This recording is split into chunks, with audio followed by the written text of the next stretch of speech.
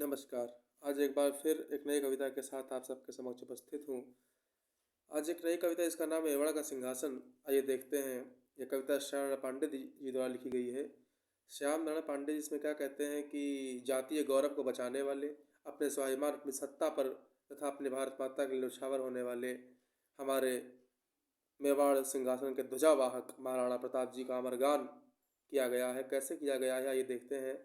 कहते हैं कि यह एक लिंग का आसन है, इस पर न किसी का शासन है। नित सिंहक रहा कमलासन है, यह सिंहासन सिंहासन है। यह सम्मानित अधिराजों से चर्चित है, राज समाजों से इसके पदरज पूछे जाते भूपों के सिर के ताजों से। इसकी रक्षा के लिए हुई कुर्बानी पर कुर्बानी है, राणा तो इसकी रक्षा कर, यह सिंहासन अभिमानी है। खिलजी तलवारों के नीचे थरथरा रहा था अवनी तल, वह रतन सिंह था रतन सिंह, इसने कर दिया उसे शीतल। मेवाड़ भूमि बलवेदी पर होते बल शिशुल निवासों के, गोरा बादल रण कौशल से उज्जवल पन्ने इतिहासों के।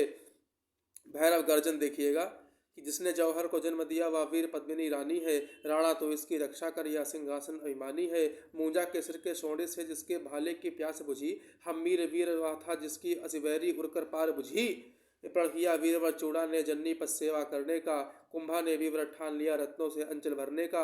यह वीर प्रसवनी वीर भूमि रजपूती की राजधानी है, राणा तो इसकी रक्षा कर, यह सिंहासन अभिमानी है। जयमल ने जीवन दान दिया, पन्ना ने अर्पण प्राण किया, कल्ला ने इसकी रक्षा में अपना सब कुछ कुर्बान किया।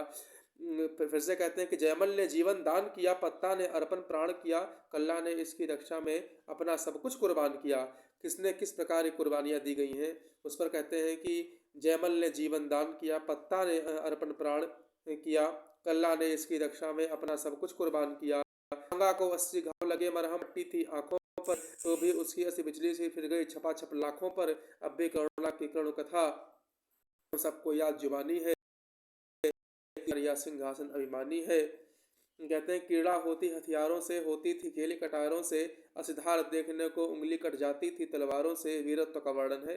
हल्दी घाटी का भैरव पथ रंग दिया गया था खूनों से, जन्नी पद अर्चन किया गया जीवन के विकज प्रसूनों से। अब तक उस भीषण घाटी के कड़कड़ की चढ़ी जवानी है, राणा तो इसकी रक्षा कर, यह सिंहासन अभिमानी है। भोले भीलो में रण झंकार अभी, भीलो में रण झंकार अभी, लटकी कट में तलवार अभी, भोले पल में ललकार अभी, आंखों में है अंगार अभी। गिरिवर के उन्नत शंगों पर तरुके मेवे आहार बने, इसकी रक्षा के लिए शिखर थे राणा के दरबार बने। जावर माला के गहवर में कहते हैं कि इसकी रक्षा के लिए शिखर थे राणा के दरबार बने। जावर माला के गहवर में अब भी तो निर्मल पानी है, राणा तो इसकी रक्षा कर, यह सिंहासन अभिमानी है।